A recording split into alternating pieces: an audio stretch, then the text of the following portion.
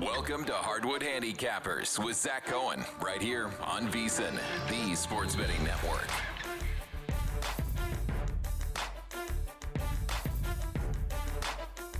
The draft lottery.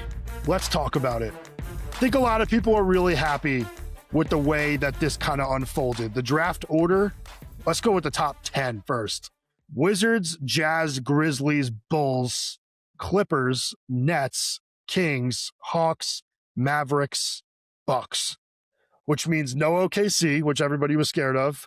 No Indiana. I think a lot of people were upset about the way that this season went for them, even though, I don't know, I think that having Tyrese Halliburton after making a run to the finals and potentially winning a game 7, they deserved some good luck. But I know a lot of people did not want to see them win the lottery, add an elite piece to that team because that team is already loaded.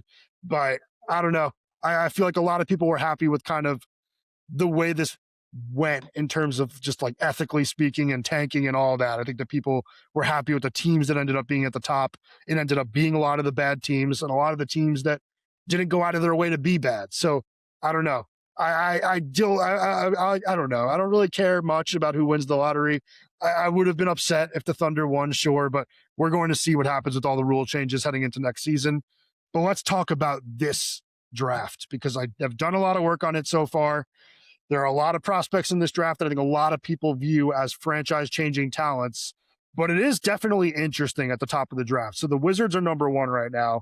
Number 1 pick is favored to be AJ Debonsa from BYU. My thought here, like the first thing I thought when I saw it come out Wizards Jazz, is that there's potential for a trade between Washington and Utah. I don't know what people know about like the situation with Debonsa in Utah, but he played his senior year at high school in Utah, stayed in state to go to BYU for college. And there are rumors, not even rumors, it's all but confirmed at this point, that Ryan Smith, the owner of the Utah Jazz, is a massive donor for BYU. So in a way, this Jazz team, or the owner of this Jazz team, has been in Debonsa's pockets before. And there is a major mutual interest with these two. Debonsa wants to be in Utah. Utah badly wants Debonsa. So Washington has to know that. And I actually think that there are better fits for Washington than Debonsa. So I'd be really interested in seeing if the Wizards and Jazz can work something out where Washington picks up some assets, moves back to number 2, Debonsa goes number 1 to the Jazz. That is a solid fit to me. I mean, that Utah team, now that they have Larry Markkinen, Jaren Jackson Jr., Walker Kessler, and Ace Bailey, who I think is a 3, they have a lot of talent in the front court. I don't know that they really need to go that way. Maybe they're better off just sitting at number 2 and picking Darren Peterson, throwing him into a backcourt with Keontae George and having all that firepower just in the perimeter next to those bigs. But I think that they're going to want Debonsa and they're going to be very eager to try and find a way to make it happen. And the reason I think that Washington should entertain it is you could pick up some assets. I don't know what you can get from Utah, but you can get some young pieces. You can get some picks. You try to do it. And if you're Washington, to me, at least, this is, maybe I'm on an island here. I think Cam Boozer is the perfect fit for your team. This team is clearly trying to make a splash this coming season. You go out and get Trae Young and Anthony Davis, in the course of a regular season. There's no way you can say that the following year you're not trying to win and potentially push for a top 4 seed. This team wants to get out of the basement and they want to start moving up in the standings. And I think that, bringing in a player like Boozer, who has a big NBA body and a very advanced game, helps you do that. Even if he's coming off the bench to start his career, he'd probably be one of the best bench players in the league, playing off the bench for like 20 to 25 minutes a night. But then long term, you have to be thinking about whether or not you view Anthony Davis as a part of this franchise. And I just don't know how you can confidently believe that he is going to be with this team for the next 5 years. And if he is, will he be playing at a high level? I mean, the amount of injuries that Davis has suffered is crazy. And he's just not able to stay on the floor at the right times. He is a player that has been unhappy in situations before, might even be unhappy in Washington right now. So I wouldn't even say it's a lock that he's on this roster come the trade deadline next year. But I think Boozer is the perfect fit next to Alex Sarr as you're trying to build this thing out long term. I think that Sarr is a great rim protector and a good face-up player at the 5. But I think that having a post option like Boozer next to him would be awesome. I think that Boozer is a good three-point shooter. I think he has way more perimeter skill than people think, as my daughter shrieks while she's eating breakfast, as she likes to do now. She loves to absolutely scream for no reason, even when she's happy.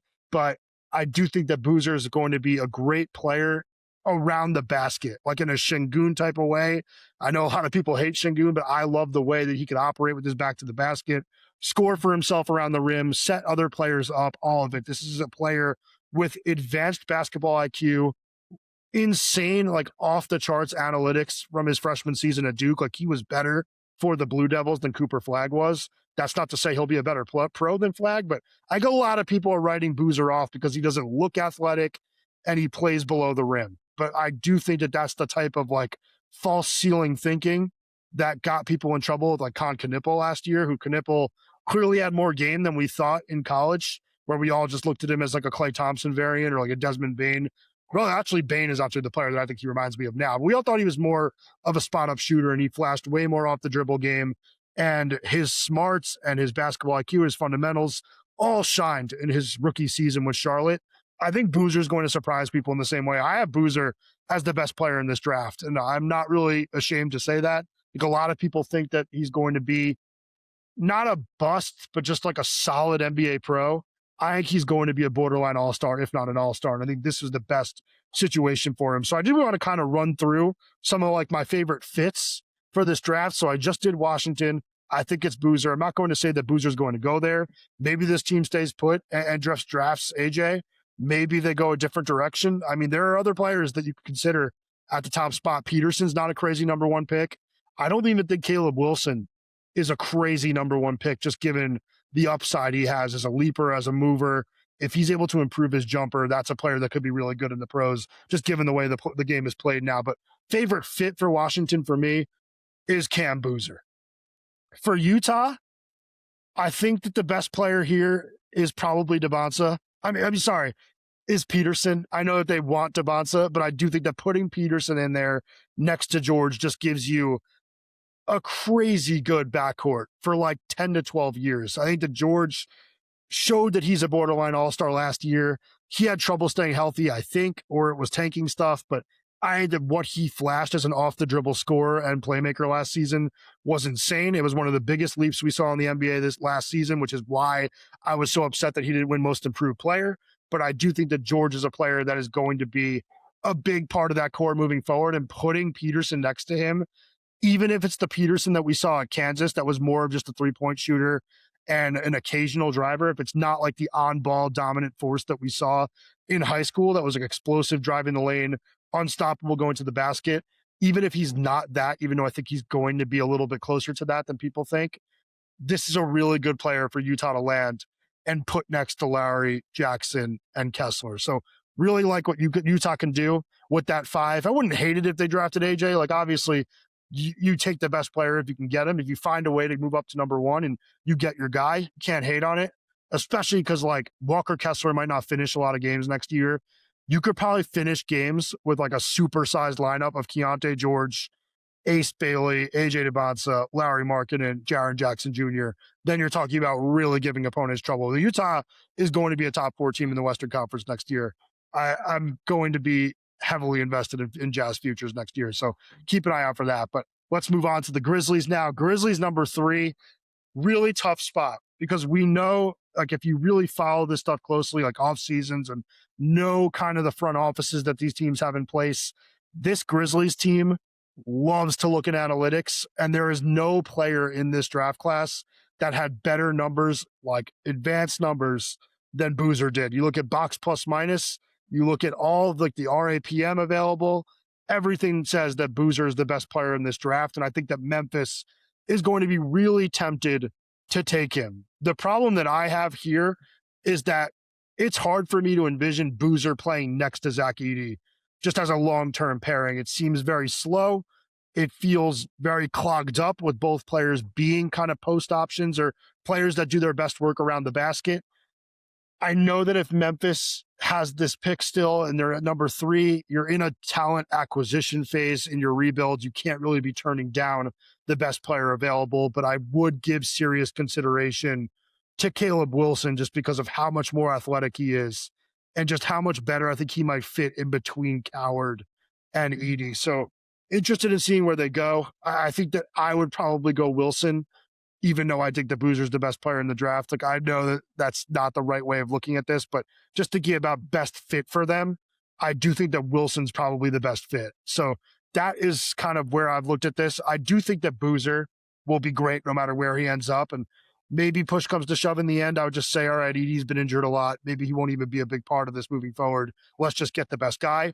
That will be a conversation that they have. But I do think that for as good as Boozer is, even if he's the right pick there, I don't love the idea of him playing next to Zach Edey. I think that Caleb Wilson, probably the best pick for the Grizzlies. For the Bulls, at number 4, and this is a big market team, so whoever they get here is going to be huge. I think Darren Peterson and Cam Boozer are the two guys. I think that Peterson is my favorite fit for them, and I think this is my favorite fit for him. Put Darren Peterson in Chicago. That's box office to me. Chicago just acquired some like redraft guys at the deadline. Rob Dillingham, Jaden Ivey, that didn't work out very well. A bunch of guards, like Anthony Simons too, trying to figure out if they can piece together a backcourt for next season. They have Josh Giddey in the mix. He's a big part of their future. Who's going to help Giddey? I think Peterson is a natural fit here, just adding his shot making in Chicago, allowing him to kind of be the guy he was in high school in terms of reps, just rolling the ball out to him and saying, look, this team has no expectations this year. Go out, be you, be the best version of you that you can be. I think that this is a spot for him where that can happen. Give them a proven shot maker, an absolute star.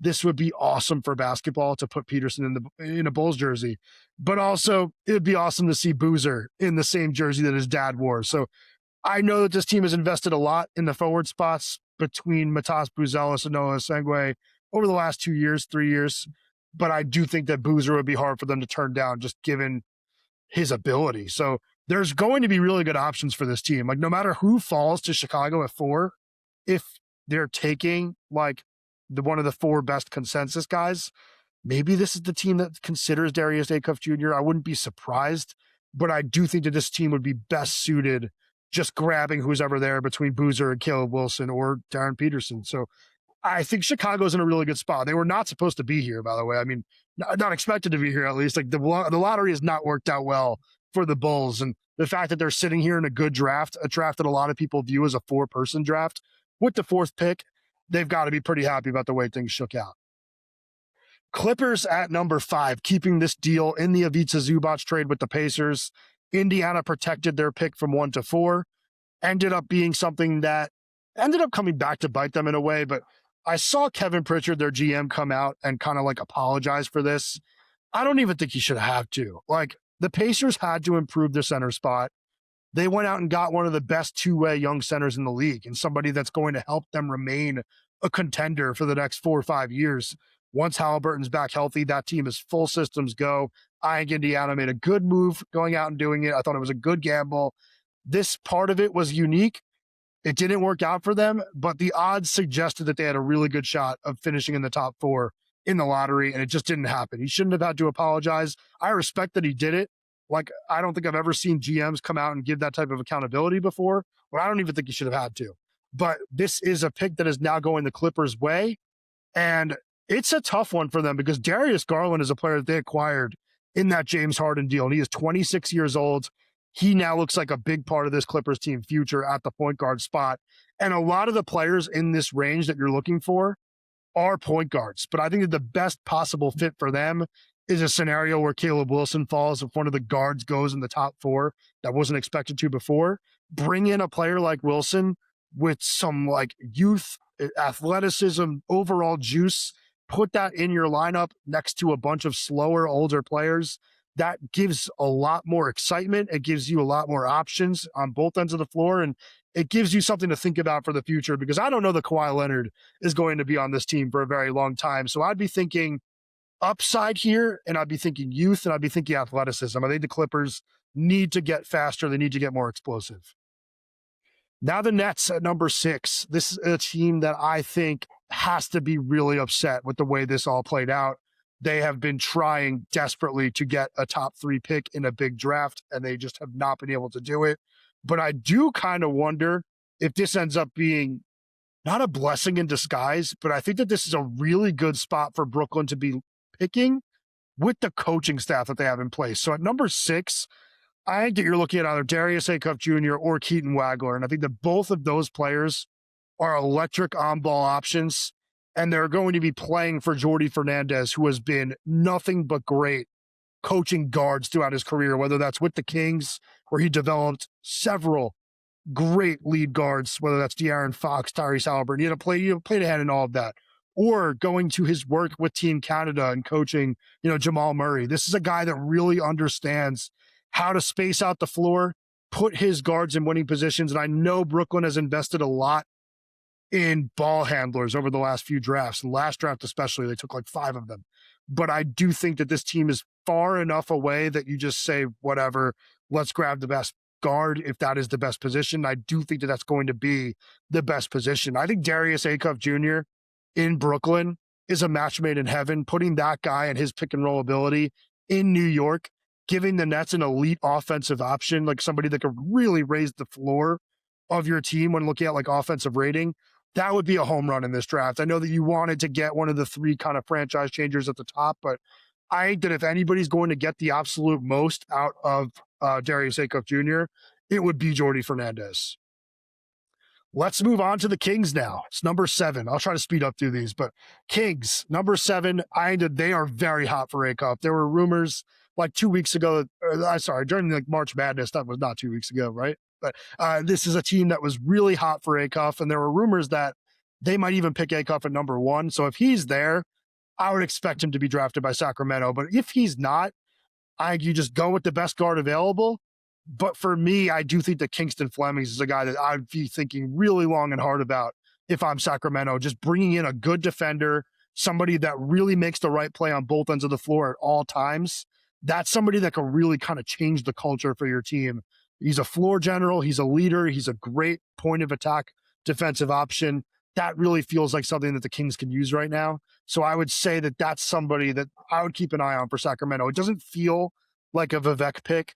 I feel like he's going to want someone with more upside offensively, but I think that Flemings is kind of what they need in Sacramento right now.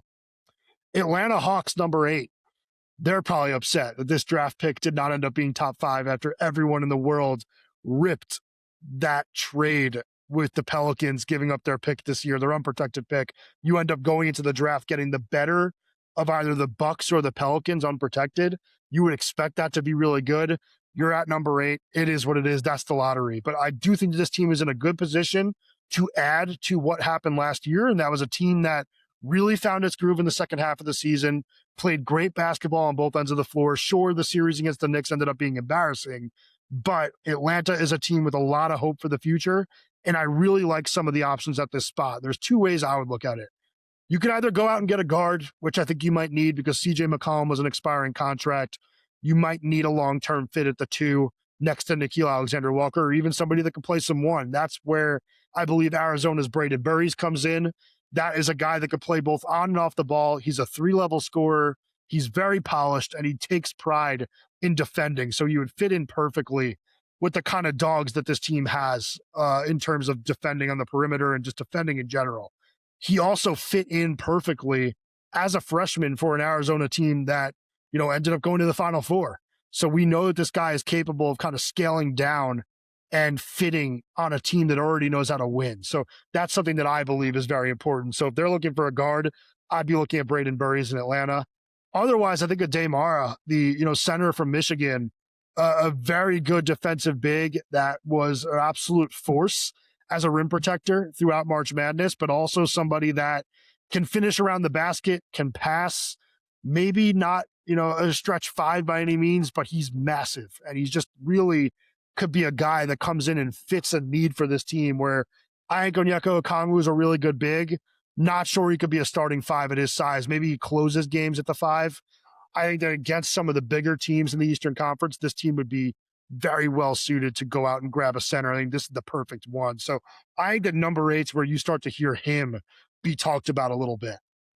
Number 9, Dallas. trying to add to Cooper Flagg, just hired Masai Ujiri and Mike Schmitz. Mike Schmitz, formerly of Draft Express, somebody that has done a very good job throughout his career of analyzing these draft prospects, and somebody that I've read a lot, doing what I'm doing on the side with draft prospects and stuff like that. So interested in seeing where he goes with this, but you really can't go wrong when you're trying to put talent around Cooper Flagg. I would personally be looking at Braden Burries like the Hawks should be. I mean, that's a guy that you just know is going to fit in and be a big part of what you're building there for a very long time. Would also be looking at Mikel Brown Jr., the Louisville guard, who had some crazy analytics himself. It wasn't quite Boozer level, but what he can do as a shot creator and as a playmaker, like he's a very good off the dribble 3-point shooter. He's an explosive athlete, and he's a very good pick and roll playmaker. I think that adding him to Flagg, even if Brown is maybe not the best defensive prospect, gives you way more upside than you thought you were going to have, 12 months ago. When you make that Luka Doncic trade, you don't know you're getting the number one pick. If you're all of a sudden looking at a core of like Brown and Flagg, and also you have Brown learning from Kyrie Irving next season, love that. I mean, that's a really good fit for both parties. So I'd be looking at Burries and Brown for Dallas. And then the toughest team in the top 10, and a team that we're going to talk a lot about over the coming weeks, Milwaukee. Will Giannis be on the team or not? Because that really decides what you're doing with this pick. If you are planning to keep Giannis and you could kind of find a way to smooth things over, if you tell Giannis, we're going to find a way to kind of retool this roster, try to build a contender around you, that is unlikely. I don't think it's going to happen. I think he's going to be traded, especially with the amount of teams we've now seen kind of flame out and become buyers this offseason. I really think Giannis is going to be moving on. If Giannis is there, though, this is where I think you start to think about a player like Nate Ament or Yaxel Lendeborg, like one of the role player-y type players that can contribute from day one, even if the former is a younger player that's like a 3-and-D player. It really reminds me of Zachary Reese-Shea from a couple of years ago, who went number 1 in his draft. Don't think a lot of teams would be looking to do that again here, but that's why around number 10, it makes more sense. But a good, like long 3-and-D type player to put next to Giannis, always a good pick. But I think if you go Yaxel, you're talking about just like a Swiss Army knife 4-man that can like slot into a million different lineups, impact games as an athlete, impact games as a playmaker. Like this is a guy that's kind of a jack of all trades, can do absolutely everything on the floor. And he's going to be able to contribute from day one because of his age. I mean, played 4 years of college, which is rare, and did it, at a high level at UAB before going on to win a national title at Michigan. But I really think that if Giannis is there, this front office is going to consider adding kind of a win now talent at that spot. But if not, all bets are off, and you're talking about grabbing the highest upside player in this draft. So whoever that might be, it will be the player that you're looking to swing on. Don't think that they would be looking to take like a traditional role player if they move on from Giannis. If you move Giannis this summer and you end up with multiple bites at the apple in this draft, just grab as many high upside players as you possibly can. Like somebody that jumps out to me, LeBaron Fallon Jr. from Alabama. That's somebody that I'm really, really high on as kind of an on-ball creator. Probably needs to step into a right situation, into a good situation, because it's not a perfect prospect, but there are very few prospects in this draft that could create off the dribble, that could shoot the way that he can. And just kind of bringing him in there for Taylor Jenkins to be one of his first toys in the guard position, that might be a good pick. Also think Karim Lopez is somebody that might get some consideration here. So I don't know. It all depends on what happens with Giannis, but I'm really looking forward to kind of diving more into the draft with all of you guys. So make sure you subscribe to Hardwood Handicappers, like, comment, rate, whatever, bookmark us. We will be talking about the draft a lot in the coming weeks. As more betting markets come out, we'll tie it into betting, but we'll talk about it as kind of news comes out and we just get more reports. I absolutely love talking about the NBA draft and would like to continue doing it with all of you.